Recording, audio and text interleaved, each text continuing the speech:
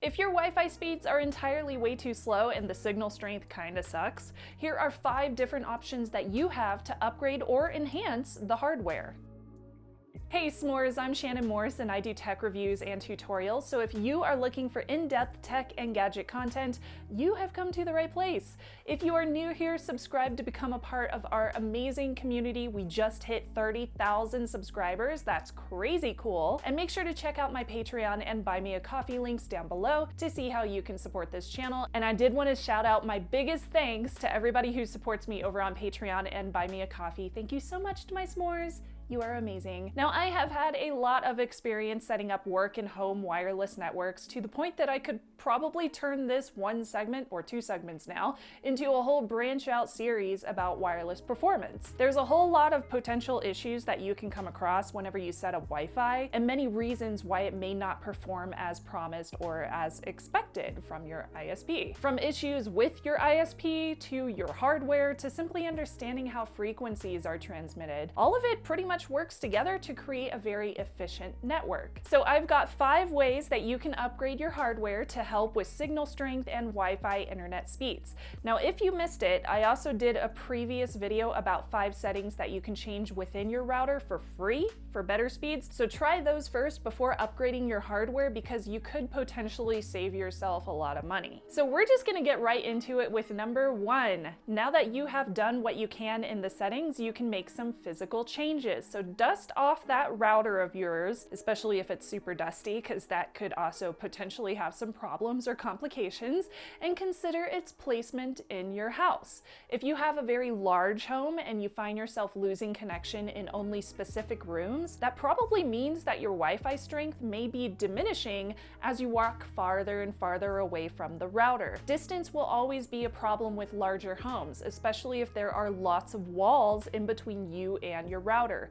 So putting your router in a central location so that it's broadcasting to the entire house equally can be very helpful. Also, make sure to keep it away from household appliances, because those also emit their own electromagnetic waves, so a kitchen is probably not the best place for one. Some houses have lots of metal as well within the walls, and they kind of turn into their own little Faraday cages, and that can also ruin your Wi-Fi speeds around various parts of the home. Now, I did get some great comments from y'all as well regarding placement. Matt agreed, saying the best tip is put your access point in the middle of your house where you use it most often. One of the things I wanted to mention here is that I have a mesh Wi-Fi system within my own household, and one of the things we did is we have the APs actually mounted onto the ceiling, so there are no obstructions whenever you're within that vicinity. There is no furniture, there's no appliances that are obstructing their frequency and their range, and I think that definitely helps with the speeds that I'm able to get in my household. Now, Steven also said my Wi-Fi used to get interrupted by my microwave.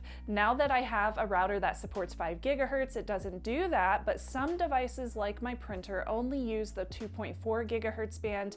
I thought that was so interesting. And it is true, microwaves do run on a very, very similar frequency to 2.4, so sometimes you will see some issues with your speeds whenever you are dealing with that around specific microwaves. Now, number 2, I have never had to do this on my own network since I went from a cruddy decade-old router, which was terrible, into the world of mesh networks, which just so happened to be announced when I was planning on upgrading, so it was wonderful. More on that in a bit, I promise. But if you do want to save some money, you may want to just consider upgrading the antennas on your router. So the reason why I mention this is if you have external antennas, the ones that you can just screw on like this, you aren't stuck with whatever came in the box. You can actually interchange them. Refer to the manufacturer's technical specs for the router to find out what the signal strength of the antennas is that came in the box. If it's really low, like 4 decibel antennas, then you can try upgrading to a nicer 10 decibel gain antenna. Now, it will be noticeably bigger and longer for sure, and possibly uglier too, but who cares if you're getting a better signal strength? Just make sure that yours has the same compatible plug on the bottom. Usually that means that it will be listed as RPSMA or something similar, and avoid simple extension cable versions. You want one that is already packed inside a plastic covering so that you can point it whichever way it needs to go. Now, one brand that I'm very familiar with is Alpha, but there's also Asus, Linksys, and there's a bunch of unknown brands as well that make antennas, and you can find a ton of options on Amazon. Directional antennas will allow you to plug them into your router and then point them in whichever direction in your house is experiencing the worst signal strength. And I also had a good comment on this one too. Ben actually had a great tip. Ben said a lot of the signal has to do with the orientation of the Wi-Fi router. Most modern ones have internal antennas. Rotating it 90 degrees or flipping it from horizontal to vertical orientation can make a big difference. Okay, now we're on to number 3. If you are only experiencing slow speeds or bad signal strength from your Wi-Fi router in a certain room in your house, or maybe you have a great connection everywhere except for your backyard, consider a Wi-Fi range extender. Now this is a handy little device that can plug into an outlet somewhere in your house, and it can extend the Wi-Fi from your router by repeating the signal by rebroadcasting it to its own space. The plug-in ones are really cute and little and small, but you can also get extenders that look just like routers, and they have their own ports on the back where you can plug in wired devices straight into it. Now make sure that you choose one that has compatible specs to your router. So if your router is labeled as an AC 1900 dual band router, then you probably want to get yourself a dual band AC 1900 extender too. Now extenders do have limitations though. They use a different SSID, so your devices probably won't change automatically to the extender, and they can also be significantly slower than the router since they are rebroadcasting instead of creating their own network. Now alternatively, you can also upgrade to a mesh network, and that is number 4. Now a mesh network may be a better option than an extender. Now if you already have a single router and it's cheaper to go the extender route just to fix a dead zone, then by all means, purchase one and try it out, especially if you have a really good return policy and refund policy with whichever retailer you choose to buy one through. But if you want to completely upgrade your router hardware with something brand new and totally fresh, you can try a mesh system, although they are quite a bit more expensive. Mesh network Wi-Fi systems blanket your home with the core router component plus some nodes that act as a single wireless network with the same SSID, the same password. So once you are connected on your phone, for example, you can go from room to room and your device will intelligently just hop from one node to another without you ever needing to worry about it and change it in your settings manually.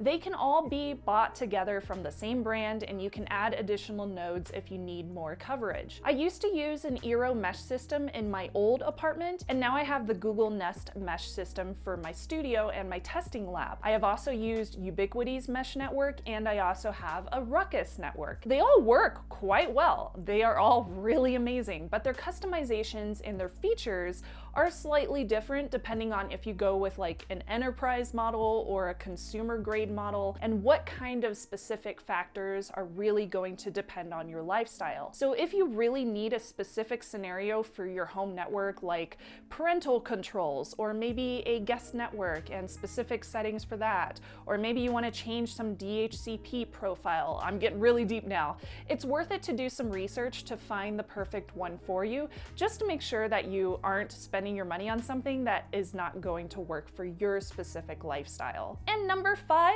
consider upgrading to a new router. If yours is older, especially if it's a few years old, you've had the thing for a decade, like I had with my old one, and none of the fixes above worked, then it may be time to just get a new one. Wi-Fi routers can degrade in performance over time. They may just end up and die after being used for upwards of 3 or 4 or 5 years. My mom had one that was 10 years old. It was still working, but it was totally out of date. It was insecure, and the thing was slow as heck. And as our tech gets faster, you will want to take advantage of the full speeds that you should be able to get from anything you connect to the router. And here's the thing, if you are paying your ISP for like Xfinity has Blast Pro, which is supposed to get you really high speeds, you want to take full advantage of that so you're not wasting your money on your bill every month. So make sure you're getting a router that can actually take advantage of that. If you're on one that's a decade old, it's not going to give you the best connection and the best speeds that you could possibly get from your ISP. Nowadays, consumer routers are being released with the newest version of wireless, and that is called Wi-Fi 6, which originally that name was Wi-Fi 802.11ax.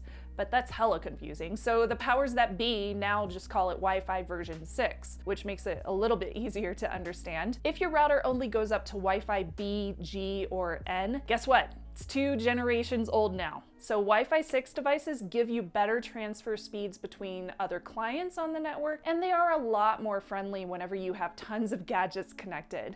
There's more capacity for all of those devices. The theoretical speeds of Wi-Fi 6 are up to about 9.6 gigs, which is 3 times that of Wi-Fi 5, which is also called Wi-Fi AC. Now, Wi-Fi 6 routers are still pricey though, so you may want to just consider finding a decent Wi-Fi 5 or 802.11 AC router, because those will probably be like half the price, but I wouldn't recommend going any older than that, because then you're just going to have terrible speeds, and you won't be able to connect to other clients and devices in a very fast way on the same network if you're on one of those older Wi-Fi routers. Now, I got some great comments about this as well. Jerome mentioned, I upgraded recently to a Wi-Fi 6 system and speeds boosted by 100 megs to 200 megs, even on older endpoints. Micah also commented, if you don't have any legacy devices, turn off legacy protocols like A, B, and G. Turning those old protocols off can give a nice speed bump as well. And General Makaba said, Wi-Fi 6 is cool and all, but most, if 90% of household devices have Wi-Fi 6 but can't fully utilize the max LAN speed. You are most likely buying into it for the multi-channel communication. Now, I also got some great tips alongside these as well. Jono said I would tend to back up the router configuration before making any changes, especially for people who have not worked with routers much. Supra on Deuces, hopefully I said your name right, said the best way to get Wi-Fi speeds is to install OpenWRT to unlock more features. And yes, I can agree with you on that. Maybe I will do a whole nother segment about installing OpenWRT because it is pretty awesome.